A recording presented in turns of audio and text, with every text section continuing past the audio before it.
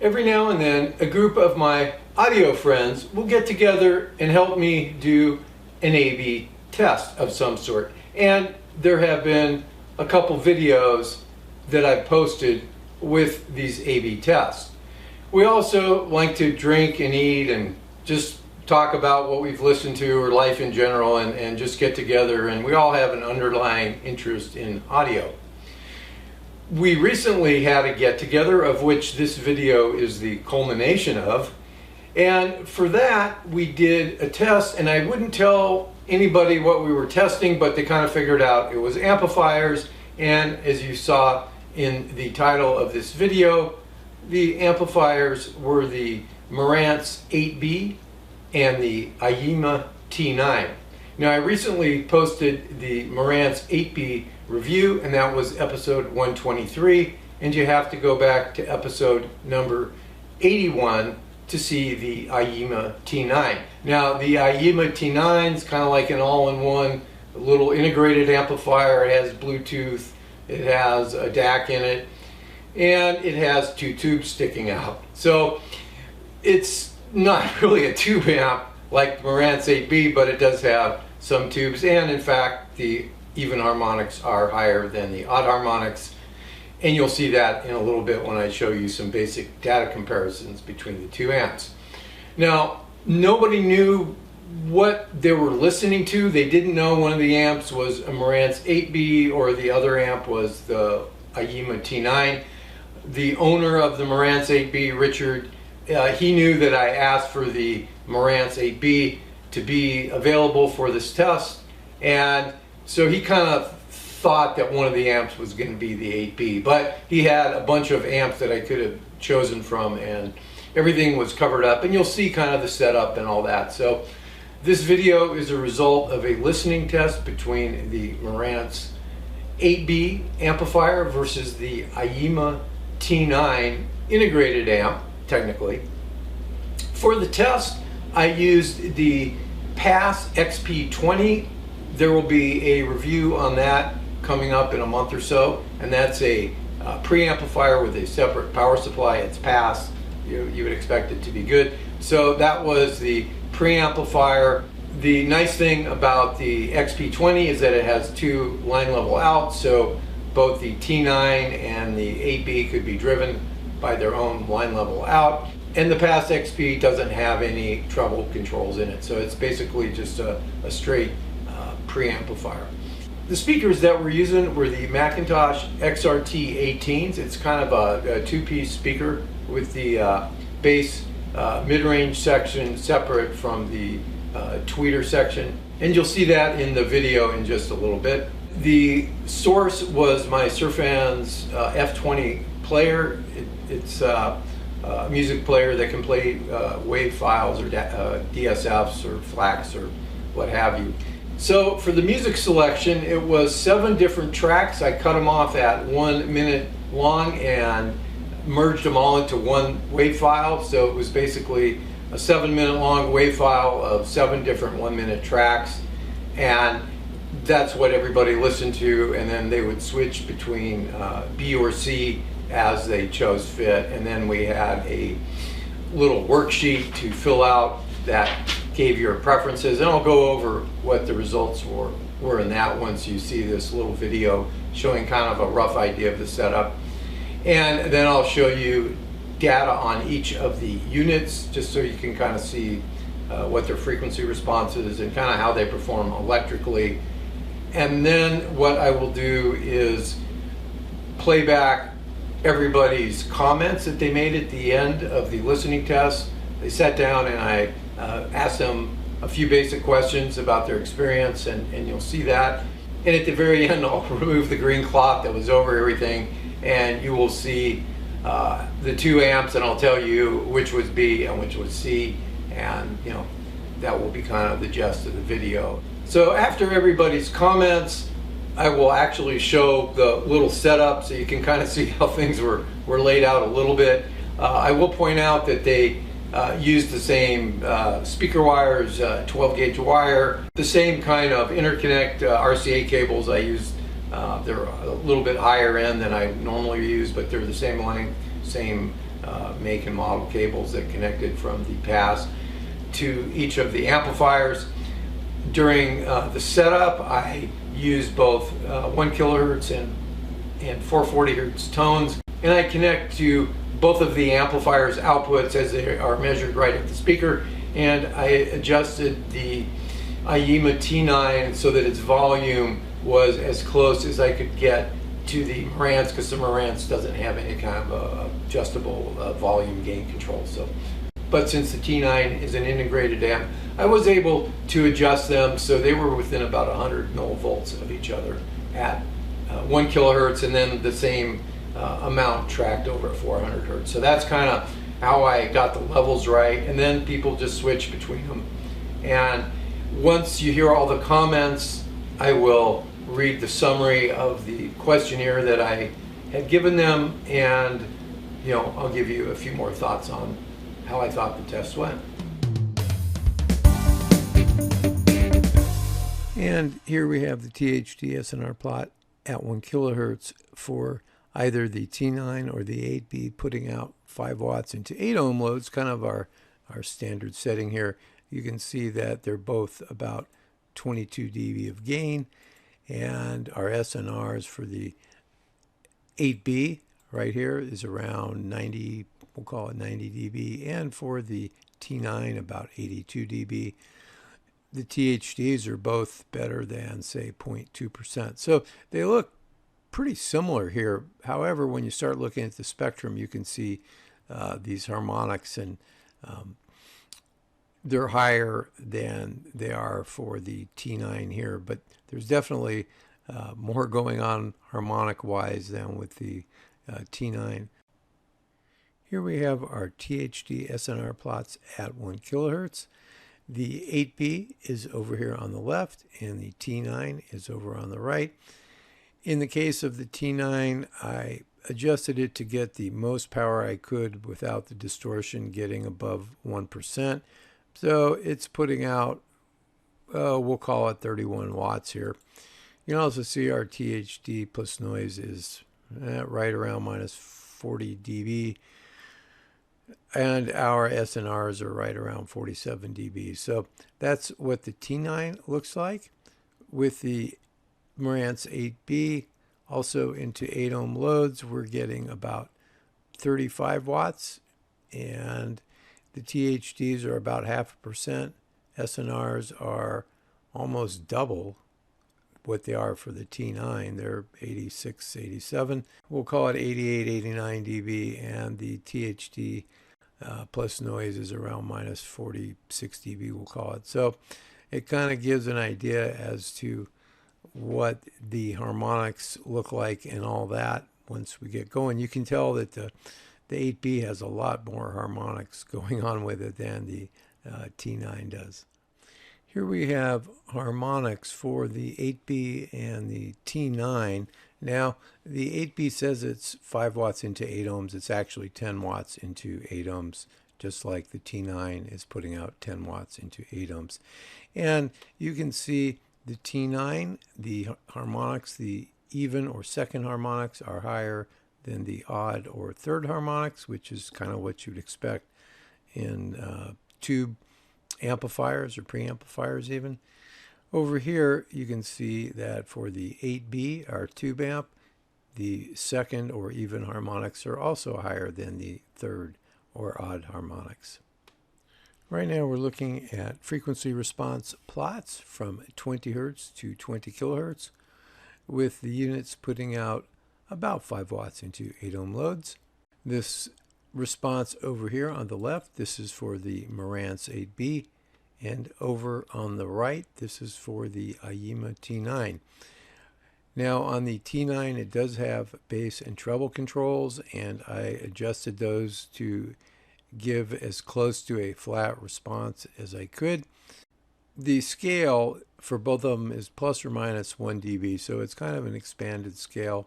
And you can see at 10 kilohertz, we're down maybe a tenth of a dB or 0.05 dB for the Marantz 8B, and at 10 kilohertz we're up anywhere from about 0.2 of a dB to 3.5 of a dB at 10 kilohertz for the T9.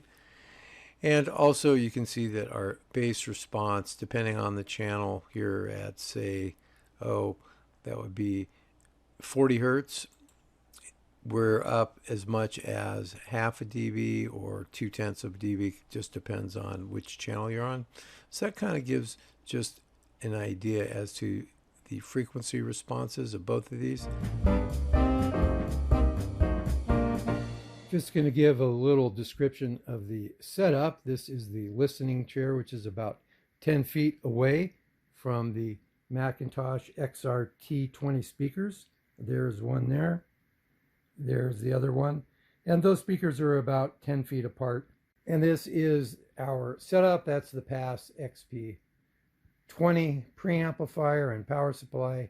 There is the AB switcher, and you can see the remote for it and the Surfans music player. And that's kind of what the setup is. We have stuff hidden underneath that green cloth as to what we are going to AB.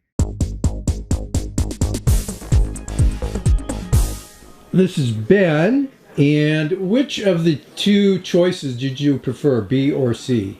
I preferred B on all categories. I had the hardest time differentiating on the mid-range category, but on the others I was pretty definite that I preferred B quite a bit. Okay, and what is your main speakers you listen to at home? I usually listen to Yamaha NS1000s, and I probably listen equally to Klipsch Fortes. This is Vance, and so did you have a preference of the two things you listen to, B or C? Yeah, I like B better than C. And you listed your reasons. And what are your home speakers that you listen to the most? I just have a Harman Kardon stereo system with Paradigm speakers, nothing too fancy. And it's just been plugged in after having not been plugged in for about 20 years. So not the audiophile that some people here are. But yeah, I thought B was a rounder sound overall. I think the top end on the C was ever so slightly better, but it was pretty close. And otherwise, I preferred B. So Michael, which did you prefer, B or C? Wow. Well, first of all, I really liked the test, so it was enjoyable. I liked all the selections. Both selections, both sides sounded good. I don't even know what I was really listening to. I'm going to say, as far as the quality of the sound, I'm going to say C. B had more bass and more treble and was more lively and kind of sucked me in more. But I thought that the other had more lush sound, probably better hi-fi sound. And what speakers do you listen to mainly when you're at home? What am I listening to now? So many things are in and out of rotation. It's hard to say. I just found a little pair of Energy speakers I'm listening to that are kind of fun.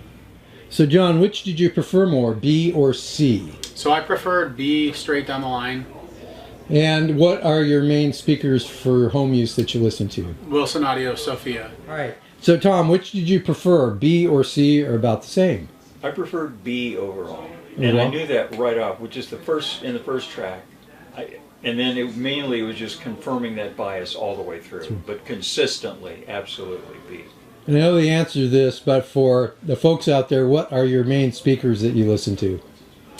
Quad electrostatic ESL 5.7. So Tom, did you have a preference between B or C?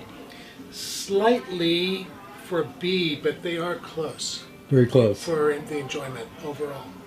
And what are your main speakers at home that you listen to? They're Genesis APM. They have a 15-inch side firing woofer, and then a couple metallic mid-range, and a small ribbon tweeter. One backfiring. So this is Michael. Mike Salerno. Mike Salerno, and you built what? Sync Sound Recording Studios in New York City, 1988. So what did you think between B and C? I thought the C audio was, I liked it because I could hear the highs a lot clearer, but they're very subtle between the two, the amplifiers, and the way they came through the speakers. I mean, Very, very close. But the C amplifier, I think, it sounded the mid-range and the high-end, which I like personally. Remember, it's more personal when you're listening to audio. The high ends for me, your cymbals, your hi-hats on your drums, and so on, you know, that type of thing, and the horn sections. And what speakers do you listen to at home? I used to listen to Yamaha just monitors, small Yamaha monitors, years ago, but right now I don't have a system set up. So you had some additional comments after listening to the tracks a second time. Yes, I've noticed on the earlier music, the Ray Charles piece, the B amplification, much clearer for some reason, because I think the recording at that time could have been 63, 64 when that piece was recorded. What studio was it in when they recorded it? I think they got a higher resolution in the higher ends, and you could really hear it. So this is just my opinion, like everybody's opinion. Okay, this is my good buddy Ian, who I've mentioned on and off a lot of my videos. So Ian, what did you think between B and C? Did you have a preference? I like them both. There is a significant difference. I would put C as my first choice because it seemed a little bit softer around the edges and more listenable to me, but B was a little sharper, a little cleaner, a little clearer, but not always what I like to hear in my music, or how I like to hear my music. And I know the answer to this, but what are your favorite speakers to listen to at home, Ian? My Sasha's, Wilson Audio. This is our host and one of the regulars to Vintage Audio Review, Richard. So Richard, thank you for hosting this event today. Between B and C, did you have a preference? I thought they were almost completely identical, in my opinion. I think I like the mid-range better on B slightly, and I like the bass on C. But I basically thought that one sounded a little bit more warm, but they were like 97% equal. And Which was more warm? I think C. C. And Richard, well, I won't ask you what speakers. You can kind of see in the room. He doesn't really have a preference, but we'll say that you listen to these Macintosh XRT 18s for right now, but you also have the Paragons, you have the 4350s, you have... Yeah, I discovered at some point I may have bought a little bit too much audio, but there was a time in Tucson that you could find incredible audio on Craigslist, etc. So I went a little crazy, but we're happy you did. I'm very happy. Thank you. So now that you've met the participants in this A/B test, you're probably thinking, well, these guys are old. Okay, we're between, I think the youngest is 60, the oldest might be 70. And we're all men, and you can say all of our hearing is impaired. However, we're still guys that buy gear, and none of us have hearing aids. Plus, we just like audio and still can hear differences. Of course, if you were testing a younger group of people, maybe they would have a different result. I don't know. But based on this group of 10 people, myself included, that's kind of where it's at. We still like to think we can hear nuances in sound. So be that as it may, you could comment about that later. Before I actually get into which was B and which was C, I thought I would go over the summary sheet showing all the responses to the questions that were asked. And I'm just going to read the question and what the results were. Number 1, whose bass low frequency response did you prefer more? 6 voted for B, 1 for C, and 3 about the same. Most people preferred the bass of B. Whose mid-range vocals did you prefer more? 5 for B, 4 for C, 1 for about the same. So I would say the mid-range vocals were both about the same between the two. Whose high frequency response did you prefer more? It was split 5 and 5 for B and C. Whose soundstage imaging did you prefer more? 6 for B, 2 for C, and 2 about the same, so B would get the edge. Whose overall sound did you prefer more? 4 for B, 2 for C, and 4 for about the same. So basically, I would say they're pretty much about the same. So those were the questions, and at this point, you're probably wondering who is B and who is C.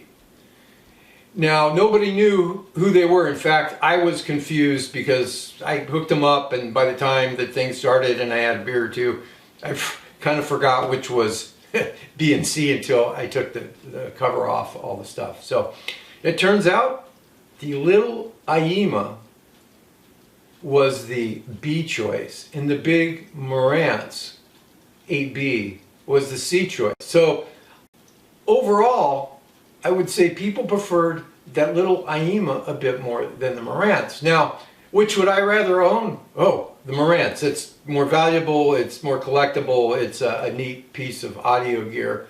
But on just a listening test, as long as we didn't go too high, because there are limitations on the T9, it starts getting distorted up around 30 watts. The Marantz can go a bit higher than that. I think it's up around 40 watts.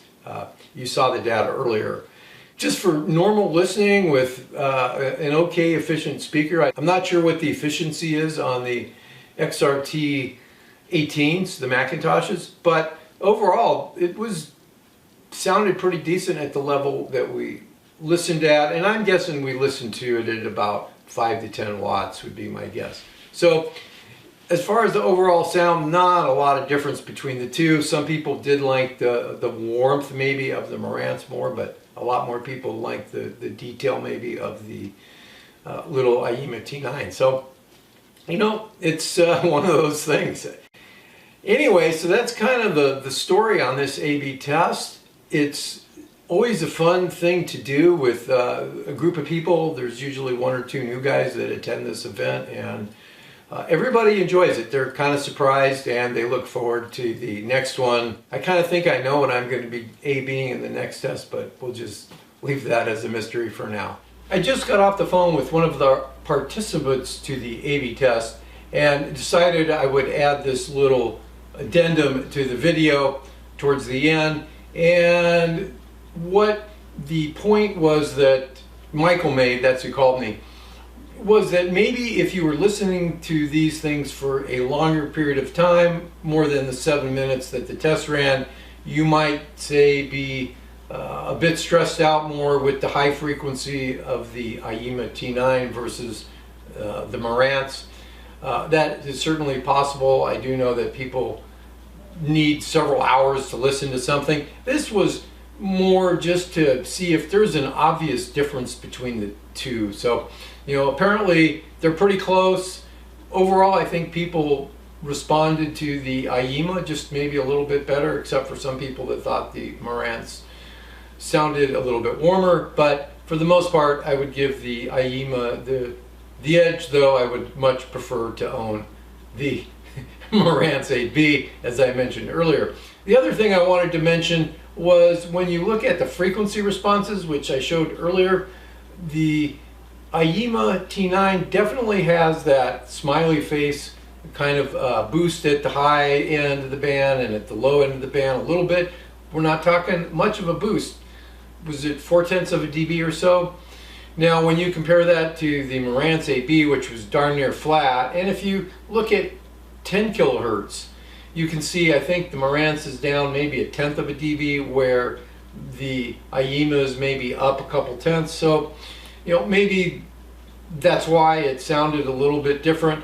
I don't know the research right off the top of my head as to how much we can hear at 10 kilohertz, how much of a dB change can we actually hear. I'm not really sure what that research shows, and it probably is different with music than just, say, listening to tones.